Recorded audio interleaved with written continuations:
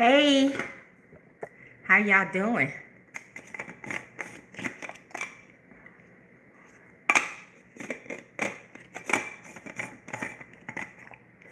Hi. How's everybody doing?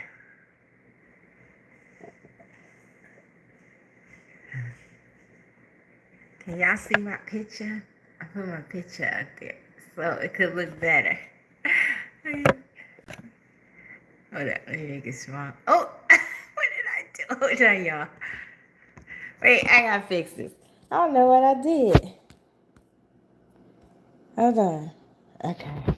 See, I put it up there because I'm gonna be live streaming like this. I had this picture since 2017. How many of y'all remember? This is the first picture the Lord showed up. He's still in it, but y'all can't see him. But he's still in there because I see him. But y'all can't see him. But I see him.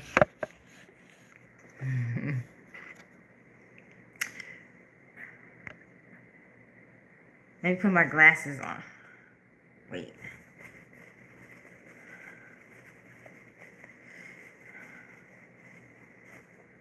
Okay.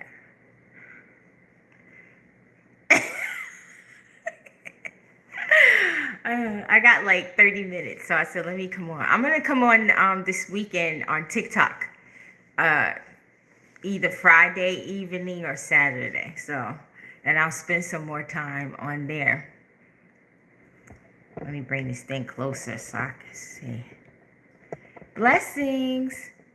So, all I have to say for July is the Lord said that it would be better than June. I warned y'all about June. You know, I told y'all June, July, August was going to be good months in certain areas, but then I warned y'all about June earlier this year as far as the market is concerned, that it was going to be very, very turbulent.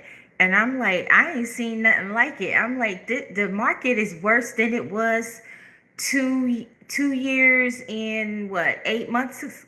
December, January, March, April, May, June, July. Yeah, 2 years and 8 months ago. It's like ever since the Feds had their meeting, the market just tanked and won't move.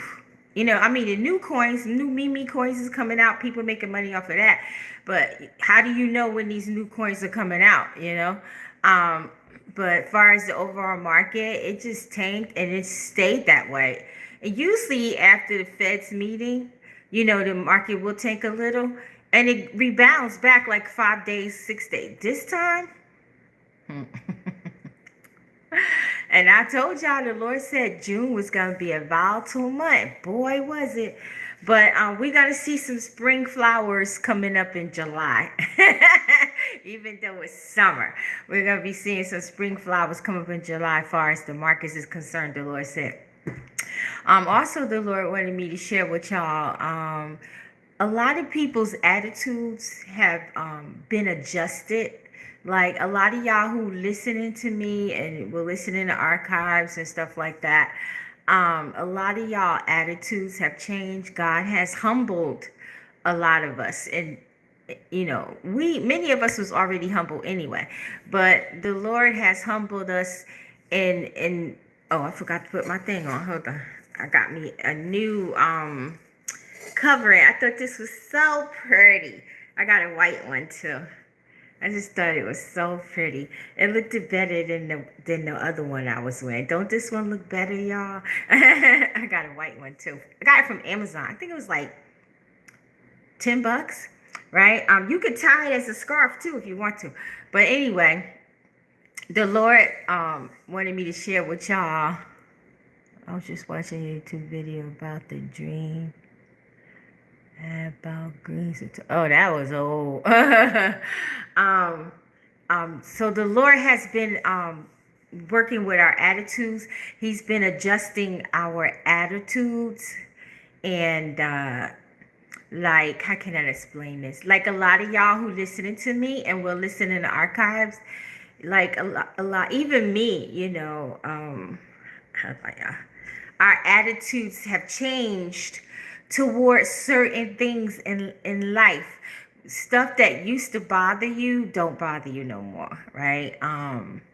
Stuff that you were not concerned about, you are now. Certain things of God you wasn't really focusing on like he wanted you to, but now you're starting to focus. Even some of y'all are starting to write love letters to the Lord. Some of you are like, I have a journal too. I've had journals for years, right? But some of y'all who have never journaled to God before are starting to write to the Lord, and as you're writing to him, he's answering you back. So some of y'all been journaling to the Lord, and he's answering you. And some of you thought that the Lord forgot you, and some of you, was crying and asking God, when Lord, when Lord. I mean, we all been there, right? But a lot of you now are like, okay, God, I know you did not bring me this far to fail me. And I know you're going to deliver me. I know you're going to do this. I know you're going to do that. Some of you have experienced a lot of rejection. I was a candidate of that. And that's just from the enemy, like the enemy could, like people have a lot of open doors because, they got sin in their life. And a lot of Christians have more open doors than sinners, but they think they so high and mighty, right? So when people have these open doors, the enemy can use these people to reject you, to hate you, to come after you, to want to hurt you, to want to destroy you, your career, your job, your ministry, your marriage, your family, because the thing about the enemy, if he can't get to you, right, after everything he tries still don't work, he's just going to recycle himself because he's a dead entity. He's dead. He's not alive like God. He's dead. So what does a dead entity do? It recycles dead things, right? So if he can't get you on this, he can't get you on that, he's going to attack your marriage. Somebody could commit adultery, or you could be arguing over finances, or he's going to attack one of your kids. He could even try and take one of your kids out off the planet. You know what I mean? Or he's going to attack friendships that you have, close friendships that you have with family members or people outside of that. And if that doesn't work, he's going to, if you're on these platforms like I am, he's going to use the very people who follow you. Even the ones who hate you, and the witches and warlocks and all of that, they follow you too. They some may be subscribed and some may not, but he's going to use them to come after you. And I noticed what the enemy had done in my life that God delivered me from. He was just trying to make people just reject me left and right, right? And I was like, you know what, Daddy? I don't own the spirit of rejection. That's not my vocabulary. So if the enemy wants to use people to so-called reject me, not follow me, or write bad things about me, or make videos about whatever the enemy want to do, that's not a part of me. That's not a part of my persona. That's his persona. That's not mine. So being that I did not accept what he was doing to me, I defeated him, right? And like another thing, God is not into numbers. Like I got 500,000 something followers, right? And in the past 6 weeks, about 10,000 are gone. We already know who the culprit is. We already know, and it's happening every day. And all I do is just smile. I'm like, God, you got this. You got this, right? My lives used to be 10, 20, 30,000 or more. And, I'm blessed to get what? Well, YouTube knocks it down. I'll come off of here with 800 people and they'll knock it down to 100. Why do they do that? I don't know. And I really don't care, right? But when it's all finished, I round up about 2.5 to 3,000 followers. And it's like, wow, what happened to the followers? And I still have a whole bunch of them. What happened to them? That's the enemy making them to so-called reject me, not want to hear me or see me, or they're not getting the notifications, right? And then we know who the culprit is, taking my followers from me. So it's making me look like the enemy's trying to make me think, okay, nobody's not interested in me anymore. They don't want to follow me anymore. And that's not true. Many people are interested in me. It's the enemy at work. So if things in your life have been going down, You know, they was once kind of high up and they starting to go down. They starting to dwindle. You know, stuff was going good for you. God had delivered you from stuff, and all of a sudden it just took a tank. You know, and you got delay in your life, or agonization, frustration, you know, it's the stress spirit trying to stress you out.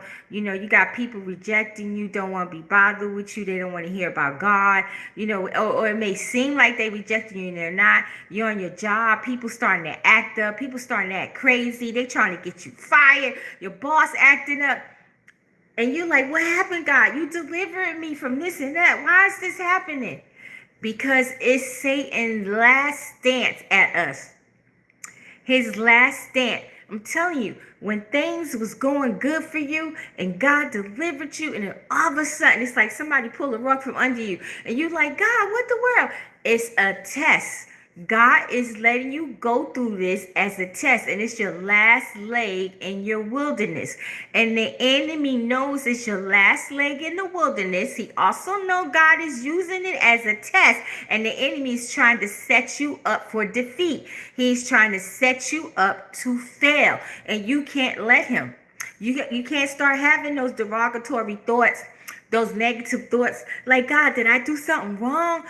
What's going on, God? I thought you delivered me. Start having these negative thoughts, right? So when you start having these negative thoughts, you start lining up with the enemy, right? And then when you start lining up with him, guess what he could do? All that good work that God did with you and did for you and with you, he will take it away. He will set you back 10 years. So you can't let him. You have to be like, God, although you slay me, I trust you. Although I don't know what's going on, I trust you. I trust you. I love you. And my life is still in your hands. And I don't know what's going on. I don't know why you're letting the enemy do this to me. But God, I know you got me. I know you got me, and I know I'm going to come through this because, God, you done brought me through so many other things. It's ridiculous. Some things worse than what you may be going through now. God brought you through it.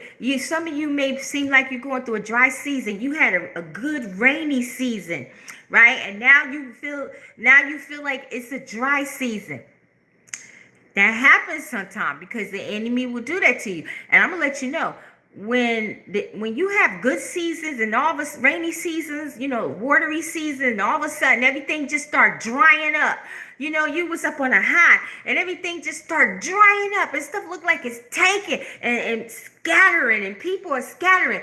Something big is coming for you, and the enemy wants you to abort it. He wants you to be defeated so that he can scatter your career, scatter your job, scatter your ministry. How many of you know when people keep getting rejected over and over again in careers, on their jobs, in their ministry, in their families, by their spouse, what happened? They start giving up. They start giving up. They start being like, well, you know what? They don't want to be bothered anyway. They ain't interested. They ain't talking, whatever. So why should I put my interest in this? Why should I put my effort in this, right? And that's the beginning of your defeat. Because you're not looking at it with your spiritual eyes. You're looking at it with your naked eyes. See, with the naked eyes, it'll seem like, oh, they don't like me no more. They rejected me. Stuff going down. I'm losing this. I'm losing that. This drying up. I'm being delayed. Nobody wants to work with me at my job. Nobody wants to work with me in ministry. Whatever the case is, right? That's your negative eye. Your spiritual eye will be like, wait a minute. Yada-boff, what are you trying to do? You're trying to make me think people want to reject me. People don't like me. People want to hurt me. People want to kill me. All these witches got these altars. People on my job don't want me there no more. My boss is jealous of me. He even may bring your boss in your dream to pretend that your boss a witch for you to get mad at your boss and have a big falling out and get fired. He's setting traps for you. He's setting booby traps for you, right? And then you're like, wait a minute, this was going so good. What happened? And then you didn't do nothing. You living right?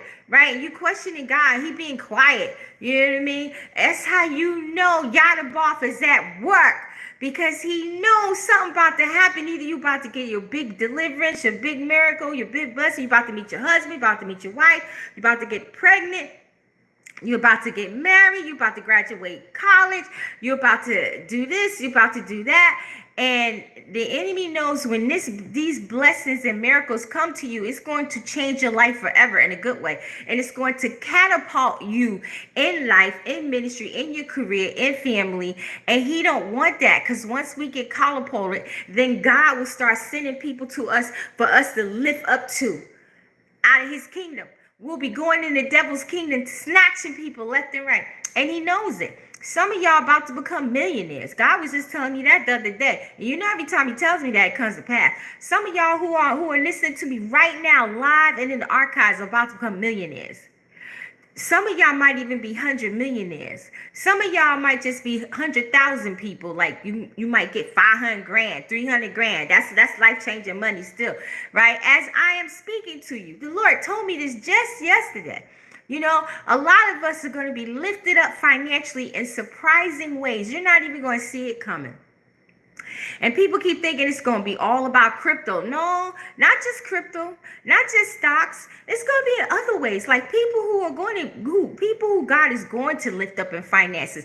He's going to use them to bless you. He's going to have them seek you out and find you. So everybody's not going to get rich off of crypto, off of stocks, off of silver, off of gold, off of Zion's oil. Because he was talking to me about Zion oil two days ago.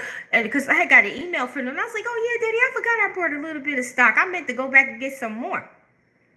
And then he showed me a vision. I was sitting there. He showed me these oil tankers, like big oil tankers, right? And I can't explain it. And they were making all this noise, not just so all this oil coming. I'm like, Daddy, how is that going to come with all that war over there? He said, it's going to come.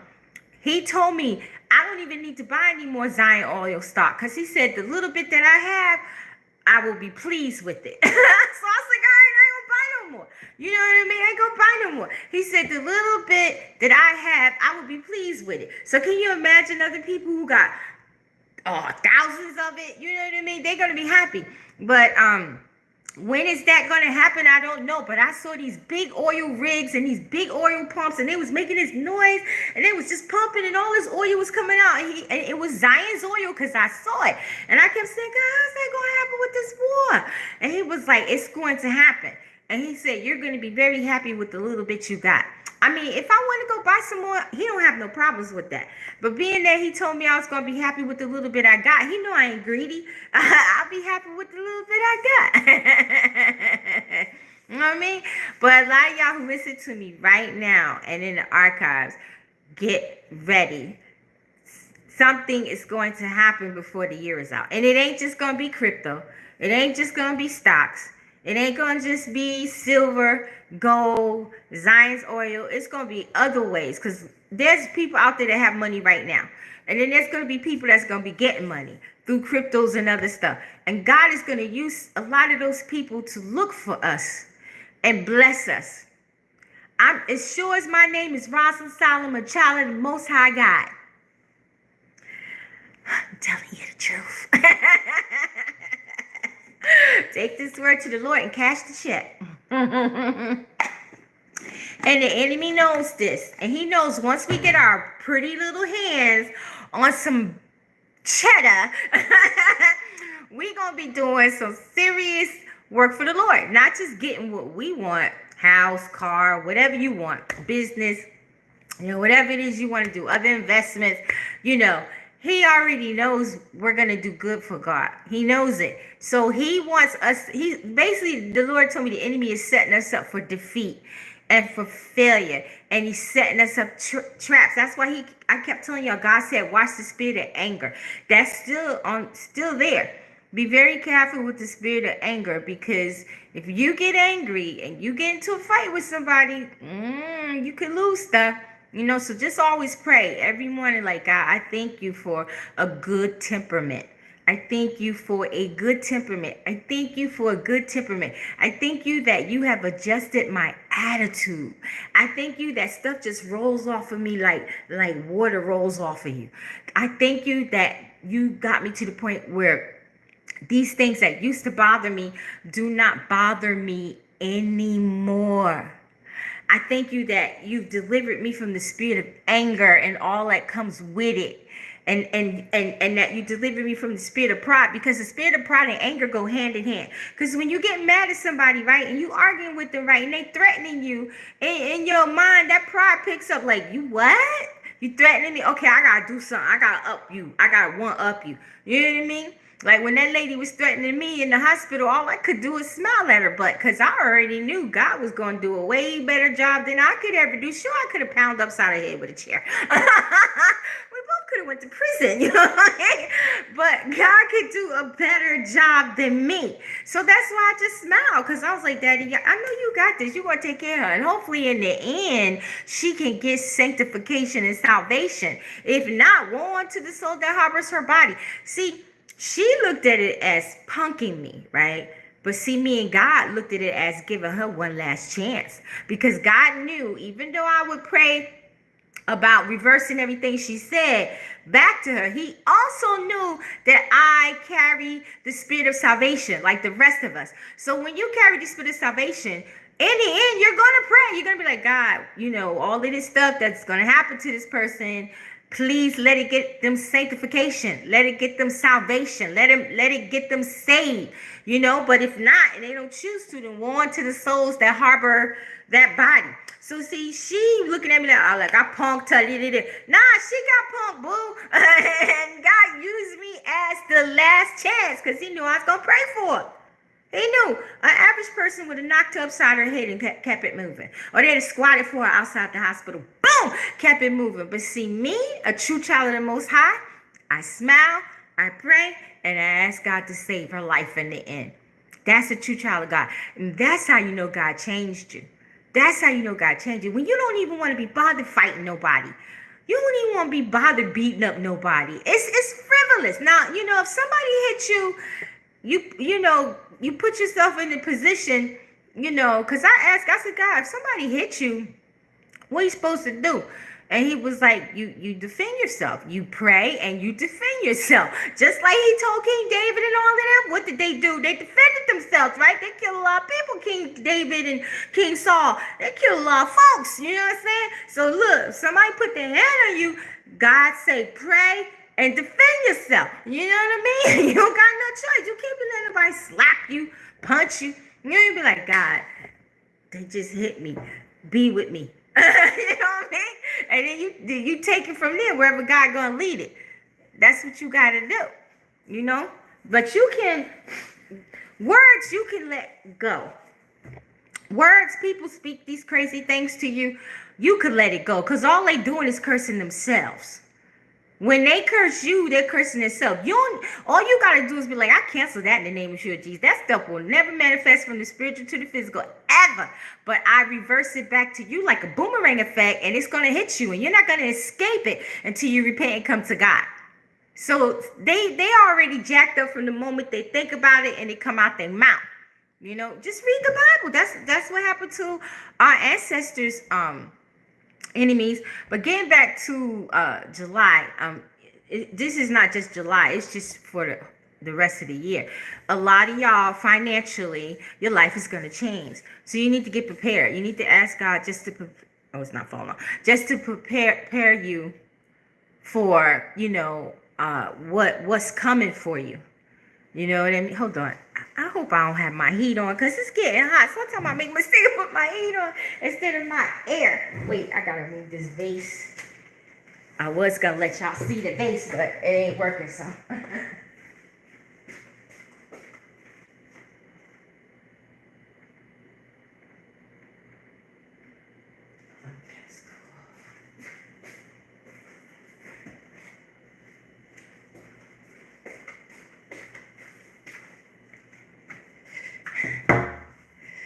See, I got these little vase because I wanted it to look real pretty, but y'all can't see them. I got like 2 of them. Oops, still got the price on it. Ain't they pretty? And I bought the flowers and I found these pearls, right? And I got 2 of them, but y'all can't really see them. So, oh well, you know, they gotta be a little higher, like my other ones, right? So a lot of y'all need to be preparing and asking God to prepare y'all for your new financial life and new life, because God kept telling me a lot of us are going to have brand new lives. Like, how many of you know we live lives over and over and over again? You know, we have many lives within our lives. How many of y'all, know that? How many of y'all know that we have many lives within our lives? Like they say cats have 9 lives. They say dogs usually have 12 to 15, right? So the Lord said that a lot of us is about to have new life. See, when your finances change, or when you get a new job, or when you get married, or you have a baby, or you start a business, that's life-changing things. So a lot of us, before this year is out, it's going to have life-changing things happen to us. It's going to shift us into a new direction. Excuse me. And a new life. And that's why the enemy's fighting. Like a lot of people, how many of y'all have been experiencing this? And this is how you're going to know your life is about to change and things are shifting. You've been waking up between 12 and 3 a.m. a lot. Your throat's been dry for no reason. And you're not a person that eats a lot of sugar. Because if you eat a lot of sugar, your throat can get dry. But your throat is being dry and itchy for no reason. You're being sleepy more than usual. You feel like your energy is being depleted from you. How many of y'all been going through that? Nobody? Okay, well. But that's a sign that your life is shifting. None of y'all been going through that? Waking up between 12 and 3 a.m., dry throat, thirsty, feeling depleted, tired. Okay. That means, thank you, Apostle, you just interpreted a dream I had years ago.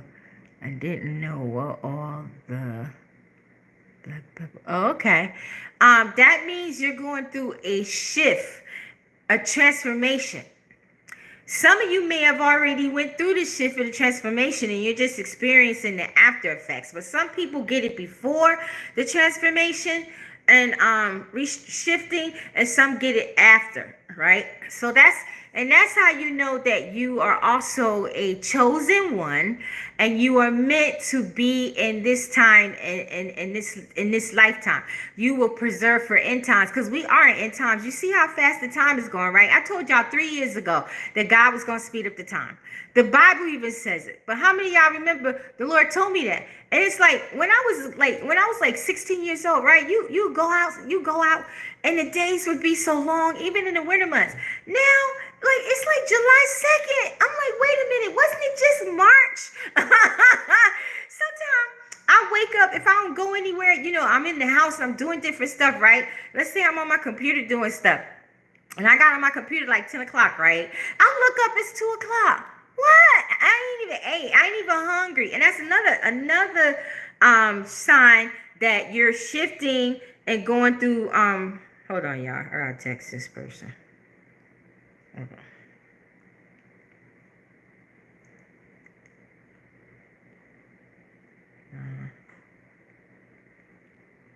Hold on.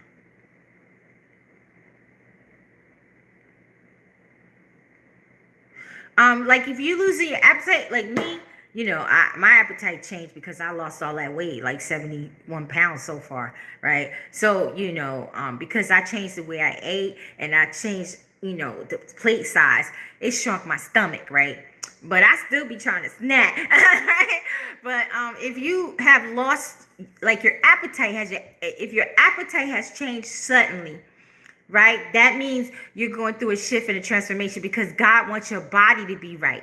God wants your body to be healthy, because the assignments that he's going to have for us, we need to be healthy. We don't need to be all fat and out of shape. I mean, you could still be thick and stuff, right? But at least be in shape. You know, even if you're chunky, at least be in shape, because there's a lot of chunky people out there. They can run circles around us, right?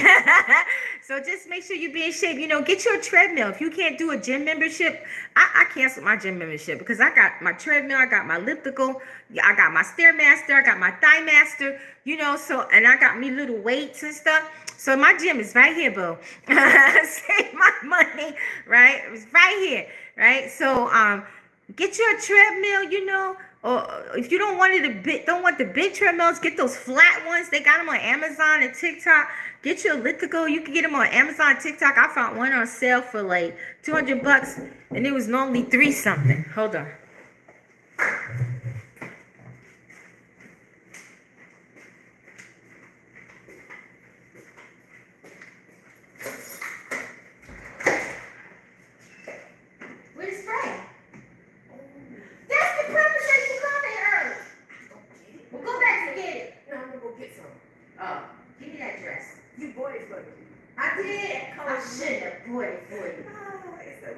Get out of here.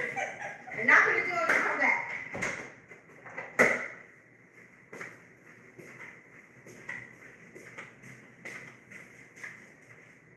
She was supposed to bring the wasp spray because I got these 2 wasp nets because they like wood. I went out there spraying stuff and they flew away. Pat was like, it must be your anointing because normally they'll attack you. So she was supposed to bring it. She forgot it. So she's going to get it so she could go spray it and get them off of my wood. It's 2 of them. They making them as we speak. Little devils ain't paying no rent up in here. Right? So if your appetite is changing, right, and you don't want to eat and like you used to, or like, oh, then another thing. Okay, I never liked mushrooms. Couldn't stand them things. Do you know for the past year and a half, going on 2 years, I've been tearing up mushrooms. I mean, tearing them up. I'm like, what? And there's a couple other foods that I would never eat. And I'm eating them. And they're good for you, especially mushrooms, right? Sashimi mushroom, ancient mushroom, lion manes. They're good for you, right? And so I'm eating other stuff that I never used to eat, you know, that I didn't like. And I'm like, what the world? And so then Daddy was like, your body's shifting, your body's changing. So if you're going through these things, that means your body's shifting and you're transforming into something better, because the assignments and stuff that we're going to have in these end times is like ferocious, and you're going to have to be very strong and healthy. You're going to have to learn how to go without eating sometimes. Let's say you're used to eating morning, noon, and night, right? And then God put you in assignment. He might want you to fast from 6 to 6, right? Or you might only get to eat 1 meal a day because he keep you that busy, like he did our ancestors, right? So you're going to have to learn how to be able to skip a meal if need be. You're going to have to learn, like, okay, if God said, I want you on a fast for a week, 6 to 6, you got to be like really good. Can we negotiate? And if he be like, no negotiation, you like, God, right? You got to be prepared to do it. And then let's say it's time for you to get off the fast. He says, I want you to fast 2 more days. You're like, come on, right? And then you got to be ready. You got to be ready to do it, you know? You got to be ready to do it. And anyway, this is not like a corporate fast. You know, I only do corporate fast in September. We do it September, October, November, and December before the new year. Well, you know, the new year really don't start till April 1. But because the enemy and them got it going January 1, we will do some fasting 3 days out of the month for September, October, November, December. Then when January comes, we'll do 5 days, January, February, March, January, February, March. We'll do 5 days of fasting for April 1, right? But you got to be at the point where God says, go on a fast. But what I want to tell you is this is not a corporate fast, but I'm just recommending it to you. If you're a medication, seek your doctor. Got to plug that in, right? Being that a lot of people's lives are going to change, and a lot of people's lives are going to change financially this year, I would recommend that every one of you who listening to me and in the archives, you know, you can even your family members who are Christians, Elohim children, they could be invested in crypto stocks, other investments we don't know about, you know, and even if they not, you know, God may use you to bless them or others to bless them. But I recommend for this month, August, September, and October. Well, we're going to start in September anyway for following fake New Year's and then the real New Year's, right? But I would recommend for this month and August and through the all the way. Y'all are like, Apostle, really? I would recommend July, August, September, October, and November, and December. 3 days out the month fast. Then January, February, and March, 5 days. But that's going to be for the real New Year. But what y'all fasting for now from this month to December is for the fake New Year and for your new life-changing events that's coming. So do 3 days, however you want to do it. You could do it like an intimate fast. You could do like, let's say you wake up 5 o'clock in the morning, right? You can have breakfast before 6:30 a.m., right? And then when 6:30 come, you fast until 2:30, 8 hours. Or you fast until 6:30, 12 hours. Or if you want to fast until the next day, it's up to you how you want to do it. But as long as you could do in 8 hours, or you could eat in the morning and finish, let's say by 6:30, and fast till like 10:30, right? And then have you like a small lunch, right? And let's say you finish that lunch at 12, then you fast till 5 or 6. That way it'll be 9 to 10 hours. You know, if you're a person who just can't fast straight from 6 to 6. Have you breakfast before 6:30. Be finished by 6:30. Do intimate fasting. Break it 10:30, 11 o'clock. Eat your light lunch. Don't eat again until like at least 4, 5, 6 o'clock. That way you done got in 8 to 10 hours right there. Or you could just fast from the moment you get up. Let's say you get up at 5. You can fast till 5. If you get up at 6, you can fast till 6. If you get up at 3 a.m. to prepare for work, or God wake you up to pray, then you fast from 3 to 3 or 3 to 12, 8 hours. But it got to be 8 hours or more, at least 3 days a week. So some of you who work, Saturday and Sunday would be a good day, and then Monday or Friday, Saturday and Sunday would be a good day, and if you marry, have your husband do it or your wife do it. Now, if they ain't Christian, you might have a hard time them doing it, and that's okay. You do it. Even have your kids do it. They don't got to do it like 8 hours like you, but maybe like just have them fast a couple of hours. I mean, it can't hurt. You know what I mean? It cannot hurt. Just a couple of hours when they home on the weekend. You just tell them, look, we going to have breakfast. We going to chow down, right? We going to finish breakfast by 8:30. And ain't nobody going to have nothing again until like 12:30, 1:30. They can handle that. No snack, no nothing. Give them some water. If they, get a little bad, give them some juice. So to put everybody on the fast. But if you're on medicine, seek your doctor. I would highly recommend you do this because the number 3 is a great number for one. And it means, goodness, wholeness, and change and new comings. And also 3 is one of God's favorite numbers. 3, 5, 7, 8, those are his favorite numbers. So, and of course, it's him, the Holy Spirit, and Yeshua, right?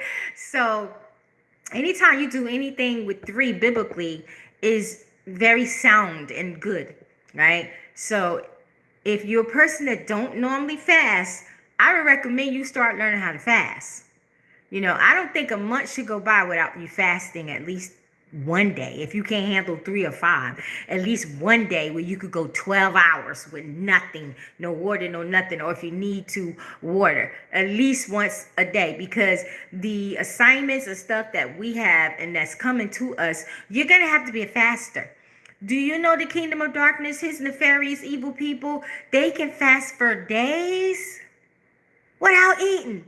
I mean 24/7 days without eating. And here some of these Christians can't even go 2 hours without a doggone meal.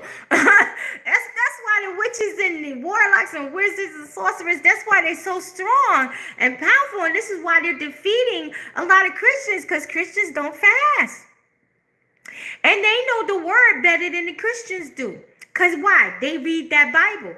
Yeah, the evil people read the Bible. Guess what? They use the Bible and spells and charms and hexes and vexes and altars and curses. They use the word of God against us. They know it better than a lot of people of God. And then people be crying, my finances, my marriage ain't right. I can't have no babies. I'm sick. God rebuke his shoes name. Now, that's because you ain't fasting and you ain't faithfully reading the word every day. Like, for instance, right? If you feel somebody done swapped your destiny, like let's say if you had like I've been on a hiatus because y'all know God does that to me, and he hasn't done it in a long time. So he put me on hiatus. I've been spending a lot of time with him. I've been doing a lot of things behind the scene, personal things, dealing with family. You know what I mean? But let's say you a person, you was real vibrant. You was doing this, doing that. You was doing your ministry. You was doing your job. You was doing your business. And let's say you're just losing luster. Like you don't want to do it anymore. Like you're not interested anymore. And maybe somebody could be around you and all of a sudden they're rising up. Or maybe the person may not be around you, right? But you're not interested in things you used to be interested in. You're not interested in your wife. You're not interested in your husband. You're barely interested in your kids. You don't want to bathe. You don't want to wash. What else? You just don't want to do the things you used to do. You don't want to go outside. You know what I'm saying? All you want to do is sleep. That's a sign that somebody has swapped your destiny. It's not just demons suppressing you. It's somebody that swapped your destiny. All of a sudden, you just don't want to do this and do that no more. You know, or let's say your husband and your wife you've been with for years.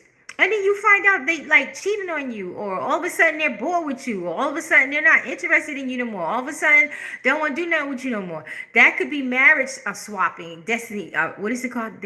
Destiny marriage swapping, meaning there could be a third party that the enemy done sent to pique the interest of your spouse, and that person is literally swapping your marriage from you to that person. Because a lot of times cheaters marry their cheaters. You know what I mean? Or if they don't marry the cheaters, they break up the marriage and the marriage is swapped, is gone, right? So when these things happen, this is how you know. And let's say you trying to have kids and you can't have kids, right?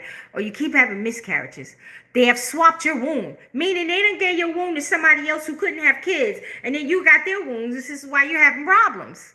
They can definitely swap your kids. All of a sudden your kids, like from grammar school all the way up to 10th or 11th grade, smart as a whippersnapper, doing so good. Then all of a sudden they dumb-minded. They got to go to summer school to graduate. They having a hard time. They change. Somebody done swapped their destiny, their educational destiny that God will utilize to make them a doctor or a scientist or big-time pastor or whatever, right? They done swapped it. And chances are it was swapped in school because you got a lot of nefarious people teaching in the school. You know what I mean? Or it could have been somebody else's parent that's into witchcraft, and they see how intelligent you are. And what they do is they will go to a shrine, or they'll build an altar if they know how to do that, right? Now, most of the time they would go to a shrine, because what happens is, like this girl I dealt with years ago, back in 2020. I saw, because her kid was so smart, and she wanted me to help her to pray. So I prayed, and I saw the little 8-year-old boy with an older woman in Jamaica taking him to a shrine. And there was a goat, and they killed the goat, and they took the heart of the goat out. And in the spiritual realm, they took his heart out and put the goat heart in his heart and put his heart inside of the dead goat. He went dumb. Stayed back twice, and this kid was like a whiz kid. So I saw it, and I told her, and I described what the woman looked like, and come to find out it was the grandmother. And she was like, yeah, she did used to tell me she was taking him to get spiritual cleansing. Nah, she took his mind. So what happened was God told me what to tell her, what to pray, what to do, how to fast. Do you know that little boy, about a year later, he got skipped 1 grade because his wisdom came back? So they can do this to your children. And most of the time when they switch a person's heart or a person's mind, they have to go to a shrine because, okay, listen, God used blood to destroy the firstborns of the Pharaoh, of Egyptians, right? Okay. When we are born out of our mother's womb, what comes out? The blood, the placenta. The blood in the placenta is the blood of the baby. See, they taught us that the blood in the placenta is the blood of the mother. although it is, but the majority of the blood in the placenta is the blood of the baby. That's why they keep the placentas. Do you know they can sell those things for $50,000? Do you know if a woman had a C-section, right? Her placenta will sell for $50,000 to $100,000. Whereas a woman who had vaginal birth, it could sell from $10,000 to $25,000, because they feel if you have vaginal birth, then the placenta has been defiled. But if you have a C-section, the placenta is a virgin placenta, and it's in all our medicines and everything. That's why they keep it. You know, we really were supposed to be telling them to give us the placenta, and then we would take it somewhere and bury it where it could be safe. But they don't teach you that. You know, and when you sign those papers, when you go in the hospital to have your baby, read them, because guess what? You are signing over your placenta. You're signing it. So if you even ask them for it, they don't even have to give it to you, because you signed your rights over to it. That's how important the placenta of a woman is. It's in all kinds of medicine. Y'all know it's all over YouTube. It's videos all over YouTube and everywhere telling you about it. Betsy, that lady, she had an abortion or something in 1970 something, and they're still using the stem cells from her womb, right? So you got to be very careful with your children, because what happens is they don't even need to take your kids. It's just this woman, grandmother, was doing it. But they don't even need to take your kids. All they need is your kid's name or picture, which is easily to get, right? If the person's around you, and take it to the shrine, you know, because if they know how to kill animals, you know, they could get a cat, you know, or a bird, you know, and they could use that as long as it's blood, because that's what the altars need, blood, right? So now, when we was born from the placenta in the womb of our mother. And like I said, our placenta has more of our blood than our parents, right?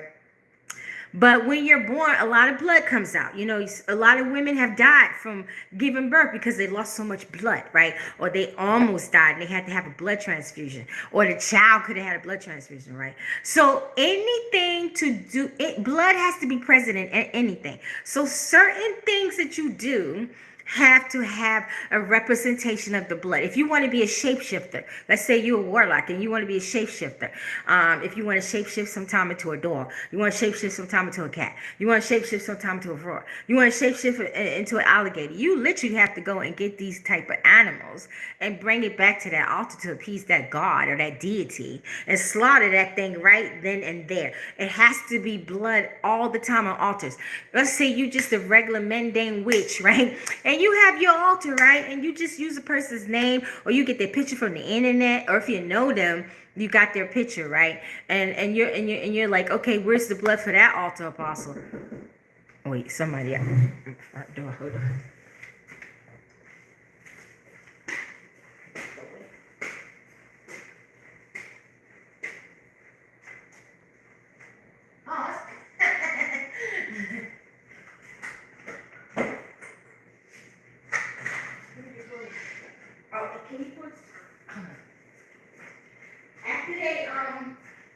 After they sleep, right? Put some of that out there. Oh.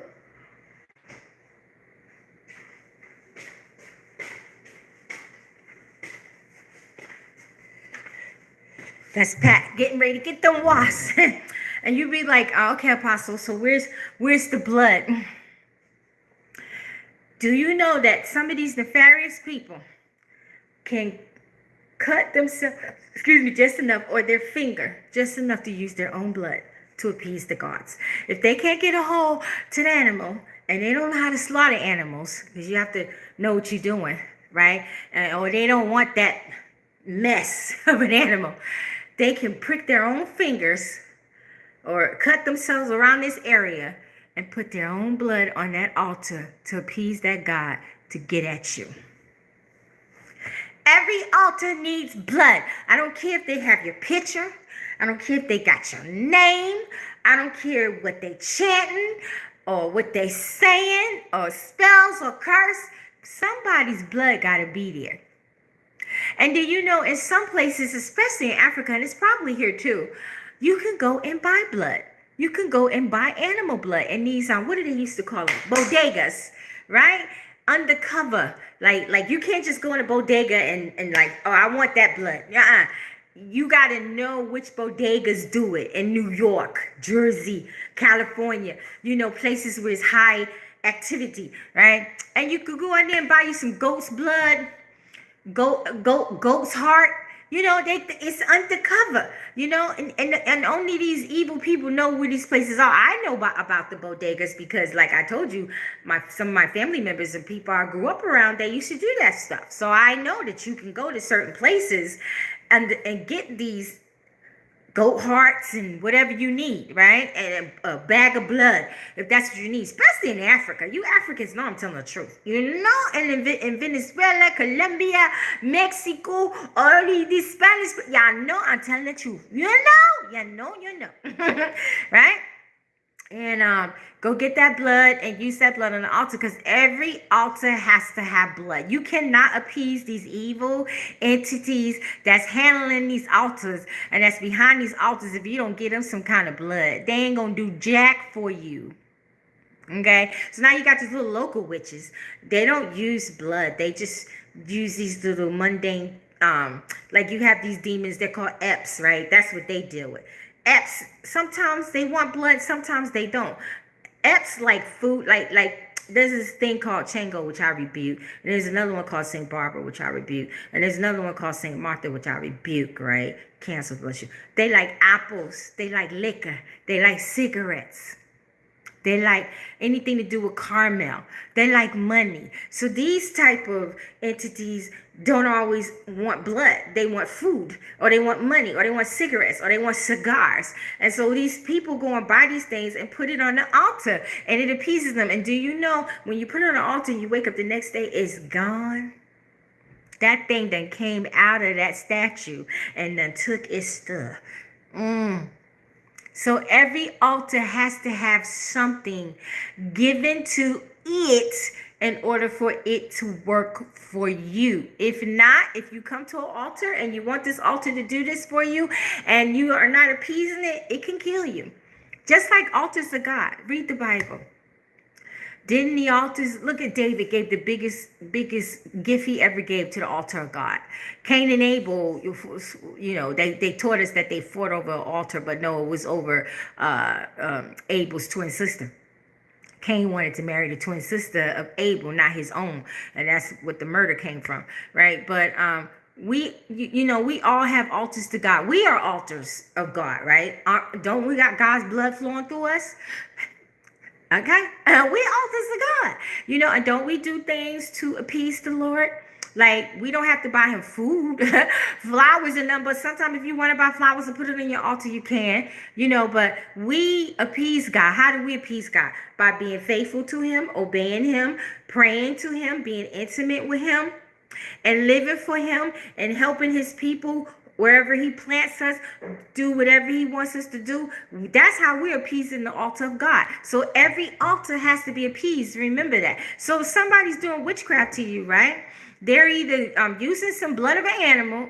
I don't want to say a human now. Those big people, they be using the humans, rich and famous people. That's a whole new ball game, right? But if you got a witch coming after you, she's either using some type of animal blood or her own blood, or she's appeasing spirits that want food, cigarettes, money. Just know she's a piece of somebody, or he's a piece of somebody. So you just pray, Father, whatever deity, demon, God, fallen God, whatever it is that this witch, warlock, this evil person is appeasing, bind it up with the blood of Yeshua Jesus and send the warfare angels to collect it and take it to the feet of Yah so it can be destroyed. And then let the angels take everything about me off and give it to you so you can wash it with the blood and do what you want to do with it and destroy that altar. And if that person does not repent, then they shall be destroyed with the altar in Yeshua's name. Like I got all my books that I'm going to be selling at the conference next month. One of them is the altar book, right? So, and that's another thing. All of y'all who come to my conference, who's live in the archive, y'all better have some money. Put it in your Cash App. Put it in your PayPal. I got Zelle now, okay? So put it in your Zelle account, but I prefer Cash App, PayPal. Or bring cash, because I got books, I got oil, I got healing cream, I got soap, I got holy water, I got books. And plus, I'm doing 5 paid giveaways. Like the first 3 are going to be 5 of my books, right? $5 a ticket, letting y'all know. And then the other 3 are going to be 3 of my books, and that's going to be like $3. So whoever wins is going to be good. Then I'm doing a hair product giveaway. Like I cleaned out my cabinet and I have like all these hair products that I had used to infuse in ingredients. So I'm gonna have 2 bags of those for the ladies, and that's just gonna be, what is it, $5 or $10 a ticket, and you're gonna get like a couple $100 worth of stuff in those. So we're gonna have a good time. We're gonna have a good time. Plus it's gonna be filmed the first 4 hours. Right, so on YouTube will get to see it. I'm gonna be singing. I gotta bring my own karaoke thing because that hotel doesn't have audio. I'm like, really? I said, I know why God had me buy that karaoke machine last year with the Wi-Fi. Right? I'm like, I'd have been having it. Hey, can y'all hear me? And I found these beautiful notebook and pen set. So, people could write. It has the scripture on the front of the notebook, and they're like mid-size. And the pen has a scripture as well on it. What? And then they're going to be in these pretty little bags, and then I got these pretty vases with flowers already in them. These beautiful tablecloths. I'm thinking about getting some balloons. The only thing about the balloons, I gotta bust them, afterwards. So I'm thinking about getting some balloons. Why it's so hot? It's only supposed to be 80 degrees. Let me turn my air up. Hold on. It used to be freezing down here. Oh, I got it on 70 already. Hold on, y'all.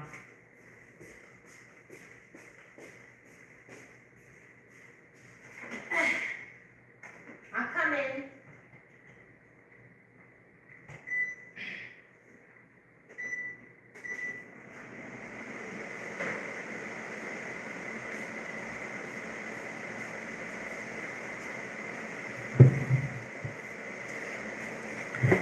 Turn the fan on. Okay, maybe because I got this little thin thing on. I don't know. But anyway, so we're gonna have a good time. And also, the Lord told me to give away 4 tickets, okay? Because I got 56 people so far. And out of the 5 tickets that I had gave away before, 2 couldn't come and 3 could. So I'm going to give out 4 more so I can have like 60 people, because they're going to give me like 8 tables, and it's going to be 8 people per table. So I think 48, 49, 50. So I'm going to have 1 table. So I'm going to give away 4 tickets. But the thing is, you got to live in Georgia. I mean, if you can fly round trip to come, and you can pay for the hotel, and there's no more rooms. So if you wanted to stay at the same hotel where the conference is, you would pay the regular price. Or you could stay at, it's like another hotel down the street, which is very nice, that some people are going to be staying at. So if you have the money to fly and pay for the hotel, and then bring your extra money to buy stuff, okay, and then I'm going to give away 2 giveaways where nobody has to pay for anything. I'm going to give away like 2 or 3 coaching sessions for 30 minutes to 2 or 3 people that you don't have to pay for. And that's $125 right there, right? But if you live in Georgia, it would be better for you, because you could drive, and then when it's finished, you can go home and then come back Sunday, and it's going to end Sunday early, right? Saturday's going to be long, but Sunday's going to end early, because,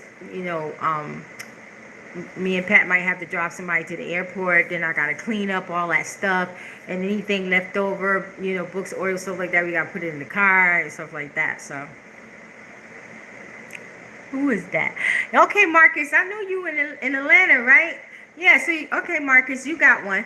So just email me at that what's the email again? I keep forgetting. Is it in my moderators here? Can you put up my email? What is it? The Royal Queen Topic Show 88 at yahoo.com. The Royal Queen YAHUSHA88@yahoo.com. And it's also under all my live videos, the email. And please do not email me any prayers, dream requests, or nothing. Nothing. That's the business email. Just email me, Marcus, your name. And I think you told me the town you in, but just email it to me. That way I can put your name on the list, Marcus. And then I'll email you the hotel name, address, and the times so you'll know. And ask those other two, do they want to come? Your other two friends that was once millionaires, which are going to be millionaires again. Ask them if they want to come. Oh, no, that's not you. Is that you, Marcus? They had the 2 millionaires that was in coaching with me, or is it the other dude? It was another one. But what's the one I prophesied he was going to marry either a doctor or a well-to-do woman, and he met her, and you sent me the picture? Ask him if he want to come, and let me know, right? So that's three tickets left. Hey, sis, Alicia. Hey, Rose. So if anybody else want to come, let me know, and I'll pray over you. See, I know Marcus. I've been knowing Marcus for a couple of years now. But some of you people, I don't know like that. So I would have to pray, and ask God. So anybody else want to come? 3 tickets left. Or do you want to, people who are already coming, do you want to bring somebody? You got to let me know who that is. Yeah, and let me know right away, Marcus, because if he want to come, then that means I only have 2 tickets left. You know what I mean? I'm good. I'm good. So, I guess she's still out there fighting those, things. Let me go check on her. I'll be right back. I'll make sure one of them ain't get her.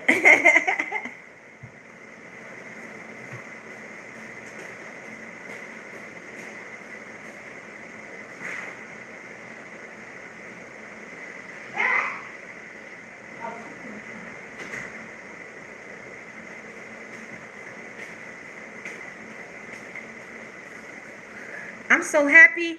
It's only going to be 80 degrees today. Man, it's been notorious down here. 90s.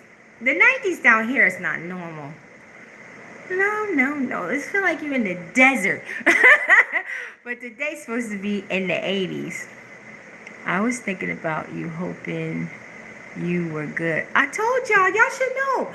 I used to go on hiatuses all the time. And I told y'all, when I'm missing in action for a week or 2 or 3, I'm on hiatus. I'm good. Like a lot of people, Apostle, you all right? I'm like, all I do is send it to I mean. And then one person's like, Apostle, can you pray? I'm like, listen, I'm on hiatus. You pray. Like, okay. I was thinking about staying on hiatus to this weekend, but then Daddy was like, go on there and say hello to the people and give them this word. I'm like, all right. Yeah. So, all right. So, if any of y'all want to come, I got 2 or 3 tickets left. Y'all just email me at the Royal Queen Topic Show 88@yahoo.com, and then I will pray over it. And if God says okay, I'll send you hotel information, because I have 1 table left because they're giving me 8. And you're going to get food on Saturday. And that's when I'm going to have most of the giveaways and paid giveaways and stuff like that. And then Sunday, you ain't getting fed. You're on your own. If you're staying in a hotel, you get breakfast, right? Whatever hotel you staying in, you get breakfast. If you ain't staying in a hotel, then you better get you something to eat before you come, because on Sunday, it's going to start at like 9:30, right? Hey, from Australia. Yeah, I know you can't. And I'm putting your butt to work. I'm putting y'all to work. Because I'm going to need y'all to help me set up the tables. I got chair covers. I got ribbons to put around them. You know what I mean? I need y'all to help me set up my books. You know, I'm assigned, well, Pat, she going to be handling the money for the books and stuff. But, like, when I take a tithe or offering, I'm going to need people for that. And let's say when I'm praying with somebody and they, like, fall out, I'm going to need catchers, which I got Devontae and his papa. And what else? Oh, yeah, and then my son and my daughter in the Lord, I already ordained them. I'm going to be giving them their certificates on Sunday and blessing them. The Lord told me to wait for Pat because she's still working. I see they gone. The waspy thing. Oh, okay. All right. Okay, guys, so I'm about to go because I got to bounce. So, I'll be, if you don't see me on here, you'll see me on TikTok maybe Wednesday night or Friday or Saturday. All right. And all of you on TikTok been trying to fish me out. Thank you for the love. You on Instagram, thank you for the love. And the few on YouTube, thank you for the love. All right. So I'll see y'all soon on here. If not on here, on TikTok. And look, while I was on hiatus, do you know I got almost 12,000 TikTok people now? It's like almost 3,000 people in a couple of weeks. You got 30? Yay! I'm like, where these people come from? I'm more than happy to help. Okay, are you coming to the conference? Because your name don't look familiar. Let me know. That's right, boss lady. I'm your boss. Don't you forget it. And Alicia, I keep adding to your 2 bags. I keep adding to them. I just put something in there the other day. Oh, you is? Okay. Can you email me? At that email, what is it? The Royal Queen Topic Show 88@gmail.com. Your full name and where you from. I want to make sure your name is on the list, because if your name ain't on the list, you ain't getting in. So email me, because your name is not familiar to me. Just because, I could have forgotten to put you on there. So just to make sure you're on there, let me know. Okay. I know it's going to be an awesome time with you. This time I can't come, but the next one I will be. I mean, next one maybe next year. Not this year. Them conferences, they cost money. And I be blessing God every day that y'all pay for it. That's so neat, because you guys wanted me to have it. And y'all paid for it. I mean, everything y'all paid for. The only thing you didn't pay for was like me ordering my books, the tablecloths, flowers, notebooks. But that was nothing in comparison that y'all paid for the conference. You know what I mean? And that was a wonderful thing. So I really appreciate y'all. I love y'all. That show, y'all got love for something. Like kind of cheer me up. You know what I'm saying? Y'all got love for me. We here. All right. So I will see y'all soon. I have to go now. All right. So much love. I gotta take my thing off now. Gotta fix my hair. Why you get stuff? Okay. All right. Take my little studious glasses off. Put everything up there. All right, so I'll see y'all soon. Much love. Shalom. Hold on.